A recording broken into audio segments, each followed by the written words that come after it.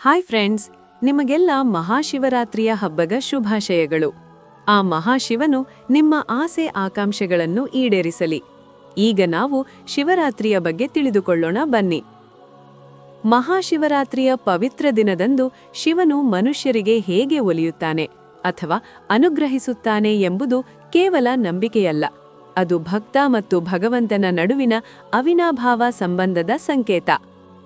ಶಿವನು ಭೋಲೆನಾಥ ಎಂದರೆ ಅತ್ಯಂತ ಸುಲಭವಾಗಿ ಒಲಿಯುವವನು ಎಂದರ್ಥ.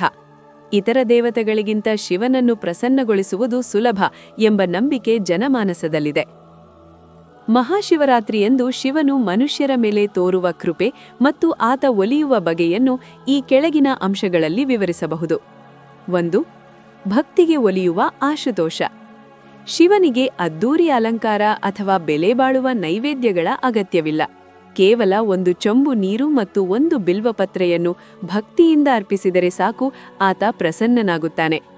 ಶಿವರಾತ್ರಿಯಂದು ಯಾರು ನಿಷ್ಕಲ್ಮಶ ಮನಸ್ಸಿನಿಂದ ಆತನನ್ನು ಸ್ಮರಿಸುತ್ತಾರೋ ಅವರ ಕಷ್ಟಗಳನ್ನು ಶಿವನು ತನ್ನದಾಗಿಸಿಕೊಳ್ಳುತ್ತಾನೆ ಎಂಬ ನಂಬಿಕೆಯಿದೆ. 2. ಜಾಗರಣೆ ಮತ್ತು ಆಧ್ಯಾತ್ಮಿಕ ಜಾಗೃತಿ.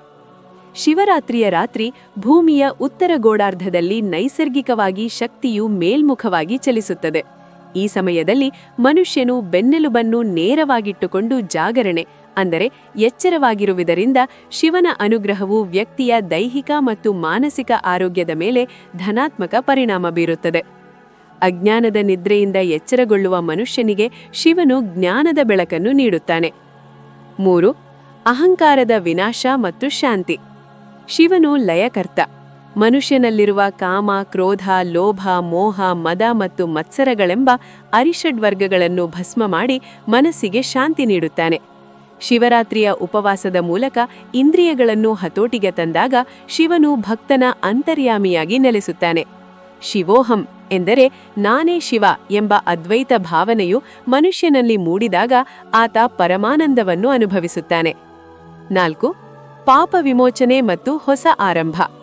ಪುರಾಣಗಳ ಪ್ರಕಾರ ಶಿವರಾತ್ರಿಯಂದು ಭಕ್ತಿಯಿಂದ ಪೂಜಿಸುವವರ ಜನ್ಮ ಜನ್ಮಾಂತರದ ಪಾಪಗಳು ತೊಳೆದು ಹೋಗುತ್ತವೆ. ಬೇಡನಾಗಿದ್ದ ಕಣ್ಣಪ್ಪನಿಗೆ ಶಿವನು ಒಲಿದ ಕಥೆಯೇ ಇದಕ್ಕೆ ಸಾಕ್ಷಿ. ತಪ್ಪು ಮಾಡಿದವನು ಪಶ್ಚಾತ್ತಾಪಪಟ್ಟು ಶಿವನ ಮೊರೆ ಹೋದರೆ ಶಿವನು ಆತನನ್ನು ಕೈಬಿಡುವುದಿಲ್ಲ. ಮನುಷ್ಯನಿಗೆ ತನ್ನ ತಪ್ಪುಗಳನ್ನು ತಿದ್ದಿಕೊಂಡು ಹೊಸ ಜೀವನ ಆರಂಭಿಸಲು ಶಿವನು ಈ ದಿನದಂದು ಪ್ರೇರಣೆ ನೀಡುತ್ತಾನೆ. 5. ಸಮಾನತೆಯ ಸಂದೇಶ. ಶಿವನು ಸ್ಮಶಾನವಾಸಿ. ಆತನಿಗೆ ರಾಜನೂ ಒಂದೇ, ಭಿಕ್ಷುಕನೂ ಒಂದೇ. ಜಾತಿ, ಮತ, ಪಂಥಗಳ ಭೇದವಿಲ್ಲದೆ ಯಾರು ಬೇಕಾದರೂ ಶಿವನನ್ನು ಪೂಜಿಸಬಹುದು. ಈ ದಿನದಂದು ಶಿವನು ಮನುಷ್ಯರಿಗೆ ನೀಡುವ ದೊಡ್ಡ ಉಡುಗೊರೆ ಎಂದರೆ ಸಮಾನತೆ. ಎಲ್ಲರೊಳಗೂ ಇರುವ ಆತ್ಮವೇ ಶಿವ ಎಂದು ಅರಿತಾಗ ಮನುಷ್ಯರಲ್ಲಿ ಪ್ರೀತಿ ಮತ್ತು ಕರುಣೆ ಹೆಚ್ಚಾಗುತ್ತದೆ. ಶಿವನು ಕಲ್ಲಿನಲ್ಲಿಲ್ಲ, ಮಣ್ಣಿನಲ್ಲಿಲ್ಲ. ಆತ ಇರುವುದು ಭಕ್ತನ ಅಚಲವಾದ ನಂಬಿಕೆಯಲ್ಲಿ. ಸಾರಾಂಶ: ಮಹಾಶಿವರಾತ್ರಿಯಂದು ಶಿವನು ಮನುಷ್ಯರಿಗೆ ಒಲಿಯುವುದು ಕೇವಲ ಲೌಕಿಕ ವರಗಳನ್ನು ನೀಡುವುದಕ್ಕಲ್ಲ, ಬದಲಾಗಿ ಮನುಷ್ಯನನ್ನು ಪಶುತ್ವದಿಂದ ದೈವತ್ವದ ಕಡೆಗೆ ಕೊಂಡೊಯ್ಯಲು. ನಾವು ಅರ್ಪಿಸುವ ಬಿಲ್ವಪತ್ರೆಯ 3 ದಳಗಳು ನಮ್ಮ 3 ಗುಣಗಳಾದ ಸತ್ವ, ರಜಸ್ಸು, ತಮಸ್ಸುಗಳನ್ನು ಶಿವನಿಗೆ ಅರ್ಪಿಸುವುದರ ಸಂಕೇತವಾಗಿದೆ. ಸಂಪೂರ್ಣ ಶರಣಾಗತಿಯಿಂದ ಶಿವನನ್ನು ಪ್ರಾರ್ಥಿಸಿದರೆ ಖಂಡಿತವಾಗಿಯೂ ಆತ ನಮ್ಮ ಜೀವನದ ಅಂಧಕಾರವನ್ನು ದೂರ ಮಾಡುತ್ತಾನೆ.